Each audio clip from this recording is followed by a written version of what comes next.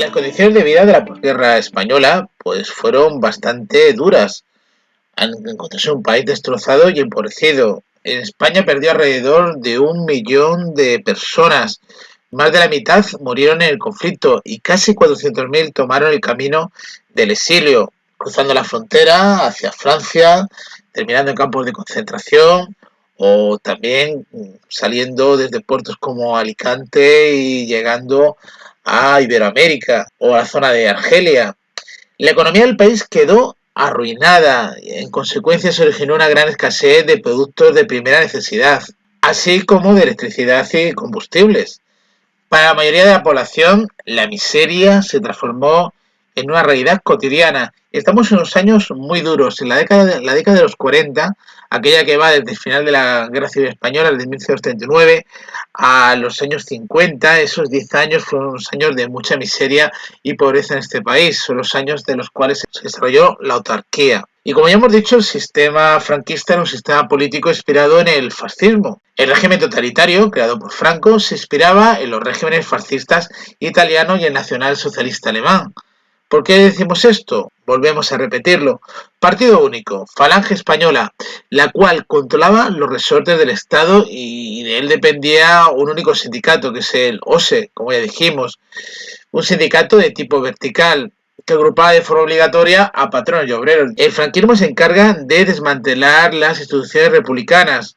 Clausuraron las cortes, ya no había democracia, ya no había sistema parlamentario liberal. Eliminaron todas las libertades y con ello se crearon unas cortes corporativas de carácter consultivo. Porque claro, quien tenía el poder legislativo, el ejecutivo y el judicial no era otro que Franco. Por lo tanto, se crea un Estado de carácter unitario y centralista. Acordaros de ese concepto, de ese nacionalismo excluyente que estaba dentro de esa España sola, única y grande. Se eliminan los estatutos de autonomía republicanos, por tanto, y se fomentó la marginación de las lenguas y culturas catalanas, vascas y gallegas. Si esto fuera poco, se empiezan a desarrollar diversas leyes represivas como la Ley de Responsabilidad Política de 1939, la Ley de Represión de la Masonería y el Comunismo de 1940, el endurecimiento de los códigos penales de justicia militar o la Ley Consultiva de Cortes de 1942. Por lo tanto, ley de responsabilidad política, seguridad del Estado, represión, masonería, comunismo, todas estas leyes que os he nombrado lo que pretenden es, en cierto modo, suspender la justicia y ante ello, pues miles de personas sufrirán la cárcel, la persecución y la tortura o directamente fueron ejecutados por el régimen franquista. Se calcula que las personas ejecutadas por razones políticas fueron aproximadamente 150.000, de las cuales 50.000 fueron durante la guerra y la población reclusa se ha estimado en 1940 que había en España unos 280.000 presos. Ya veis que hubo una guerra, pero al terminarla no hubo una paz, o por lo menos no hubo una paz para todos los bandos. Como ya sabemos, después de la Guerra Civil Española, pues el régimen franquista era un régimen totalitario, fascista. Por ello, entre otras cosas, en 1939 España dio su apoyo a las potencias del eje. Ya sabéis, Italia y Alemania, que en esos momentos estaban participando en la Segunda Guerra Mundial. El gobierno español envió una unidad de voluntarios que se llamaba la División Azul al frente alemán del Este para enfrentarse a Rusia. En 1943, el régimen franquista retornó a una posición de neutralidad y disolvió la División Azul. La derrota de los estados fascistas en 1945 atemorizó al régimen de Franco ante la posibilidad de que los aliados pudieran exigir su fin en el poder. Claro, han ganado los aliados. Franco ha apoyado a Hitler y a Mussolini. Franco tiene un gobierno de carácter fascista, totalitario. Franco no es ningún demócrata. Entonces, claro, tiene miedo Franco de que ahora los países democráticos, aquellos que han vencido a Hitler y a Mussolini, se fijen en Franco y quieran que se produzca en España una democracia. Si esto fuera poco, en la década de los 40, del periodo que va del 40 al 50, en España se produjo un tipo de economía relacionada con la autarquía, la cual produjo miseria y racionamiento. La autarquía estuvo estimulada por el aislamiento exterior que se va a producir tras el final de la Segunda Guerra Mundial y el boicot internacional. ¿En qué consistía la autarquía? Pues en fomentar la autosuficiencia de un país. limitando las importaciones, pero claro, España no disponía de materias primas ni de fuente de energía para que todos los bienes y servicios se produjesen en el interior del país. Por lo tanto, esta política fue fallida. Dentro de esta autarquía se basaba también en la intervención del Estado, que buscaba el control de la producción y la distribución de bienes. Para estimular el desarrollo industrial se creó el Instituto Nacional de Industria y se fundaron empresas públicas como puede ser Endesa, Iberia, etcétera, que a día de hoy siguen existiendo pero están privatizadas. Pretendían crear por numerosas empresas estatales para suplir la falta de iniciativa privada, aunque la gran mayoría de ellas cargaron con fuertes pérdidas las arcas estatales. ¿Cuáles son las consecuencias, por tanto, de la Turquía? Pues son consecuencias nefastas, porque le obligaron a mantener las cartillas de racionamiento, ¿no? Y se creó el mercado negro.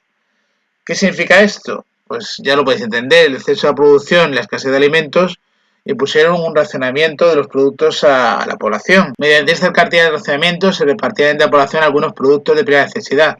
La gente hacía cola con estas cartillas para conseguir pues algún producto de necesidad. El racionamiento dio lugar al surgimiento del extraperlo, del mercado negro. Los especuladores vendían los productos de forma clandestina a precios abusivos. Todo ello provocó pues, el hambre y la pobreza de buena parte de la población española. Si os dais cuenta, esta primera década de los 40 va a ser una década de grandes penalidades en la población de nuestro país. El franquismo se basaba en una sociedad tradicional, con un rígido control social. Claro, el franquismo quería eliminar todo lo que se basaba en la historia constitucional española, en la historia del liberalismo en el siglo XIX. Por lo tanto, se retornó a una sociedad tradicional que pretendía poner sus valores religiosos. La religión católica, pero una religión católica radical, ¿no? Valores religiosos, morales, ejerciendo un exhaustivo control sobre las actividades privadas y públicas. Se impone, por supuesto, el culto a Franco y un noticiario de obligado pase en todos los cines, como era El Nodo, narraba todos los avances y virtudes del régimen franquista. Bueno, eso era propaganda, era lo que Franco quería que escuchara la gente y encima se lo creía. ¿Cuáles eran las normas morales y tradicionales que debían seguir los españoles durante el régimen franquista? Bueno, lo primero, esa voluntad del régimen de recristianizar a la sociedad, y para ello la Iglesia Católica va a estar imbuida prácticamente en todos los entornos de la sociedad. Se imponen comportamientos basados en la moral cristiana tradicional. La mayoría de las ceremonias que marcaban la vida de las personas tenían un carácter religioso. Las bodas, los bautizos, los entierros. Y asistir a misa no era una opción, era casi una obligación, porque no asistías a misa, si no asistías ya te señalaban como que posiblemente estabas en contra del régimen. ¿Qué falta de libertades se van a tener, además de ser una dictadura? Pues bueno, se prohibió el matrimonio civil, el divorcio y se penalizó duramente el aborto y por supuesto el amancebamiento y la homosexualidad fueron perseguidos.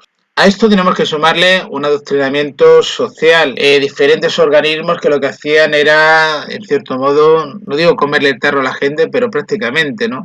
Meterle en sus cabezas aquello que quería el régimen que se aprendieran de memoria y que no rechistaran y lo entendieran como dogmas de fe. Para ello seguían organizaciones juveniles como el Frente de Juventudes, que organizaba campamentos, concentraciones, ciclos educativos y de formación política. Fijaros este texto que os he leído en clase, yo lo pongo aquí, relacionado con el Frente de Juventudes. El niño endurece su cuerpo con el ejercicio físico y la disciplina militar y templa su espíritu con la doctrina nacional sindicalista. En colaboración con la Iglesia recibe su formación religiosa y así en un día próximo será un nuevo soldado de la patria.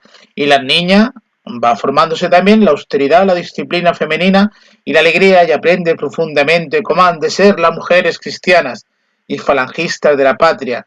Esto lo decía la Delegación Nacional del Frente de Juventudes. Os podéis entender cómo querían inculcar los valores del régimen a los jóvenes. Y si hablamos de la sección femenina, pues cómo querían a las mujeres. Que claro, la sección femenina que estaba controlada por Falange y de las Jons estaba dirigida por Pilar Primo de Rivera y se encargaba de organizar un servicio social que las mujeres debían hacer. Por lo tanto, la sección femenina, el objetivo era formar una mujer con sentido cristiano y nacional sindicalista. Os leo un texto relacionado con la sección femenina. A través de toda la vida, la misión de la mujer es servir. Cuando Dios hizo el primer hombre, pensó, no es bueno que el hombre esté solo, y formó a la mujer para su ayuda y compañía, para que le sirviera de madre. La primera idea de Dios fue el hombre. Pensó en la mujer después, como un complemento necesario, esto es, como algo útil. Ya podéis entender qué imagen o visión tenían sobre las mujeres del régimen franquista, que cuidaran a sus maridos, que cuidaran a sus hijos y que hicieran las labores del hogar. Vaya cromañones. Seguimos. Ante la escuela franquista, pues nos encontramos también con unos preceptos bastante, faltos de libertad. La educación se convirtió en un importante medio, volvemos a decirlo, de adoctrinamiento político y religioso. Se impuso la obligatoriedad de la religión y de la formación del espíritu nacional. Asignatura que se enseñaba los principios básicos de la doctrina falangista y eran impartidos por miembros del movimiento. Y si esto fuera poco, se prohibió la coeducación. Lo que tenemos en clase, este intento de buscar una equidad entre hombres y mujeres, desaparece, ya que el destino fundamental de la mujer, como os he dicho hace un momento, era ejercer de madre y esposa. Y su educación debía ser diferente y por tanto separada. Claro, por lo tanto, la mujer, ¿cómo la quiere el franquismo? Sumisa, en casa y si puede ser callada. Se impuso un modelo de sociedad patriarcal, basada en el principio de que el hombre tiene una capacidad física e intelectual superior a la mujer y que la función social de la mujer era complementaria. Mientras que el hombre se encargaba de los asuntos públicos, la mujer se ocupaba del ámbito doméstico, puede ser en la cocina o recogiendo la ropa o planchando. La mujer casada, de hecho, perdió su capacidad legal. Se anuló el derecho al divorcio, se prohibieron el uso de anticonceptivos y el aborto. Esto es muy fuerte. El Código Penal volvió a restablecer el delito de adulterio y de concubinato. Claro, ¿a quién se castigaba? Pues a la mujer que era infiel, porque al hombre prácticamente pues no lo castigaban. Se castigaba preferentemente en el caso de que fuese cometido por la mujer, este adulterio. En el terreno laboral se intentó alejar a la mujer casada del trabajo, fuera del hogar. Se aceptó la desigualdad salarial entre sexos, el despido de la mujer cuando contraía matrimonio, se le daba una dote nupcial, se le daba una indemnización, un dinero, pero se la despedía. Y si a pesar de todo la mujer casada quería trabajar, se lo tenía que pedir a su marido. Es increíble. A día de hoy leemos esto, lo estudiamos y nos llama muchísimo la atención. Pues dice, ¿esto qué es? Esto es otro mundo. Pues esto pasó hace relativamente poco. Y como os he dicho en clase, los periodos históricos pasan, pero las ideologías o las mentalidades muchas veces se quedan por ahí. Así que mucho cuidado con aquellos que piensen con estas ideas tan retrógradas.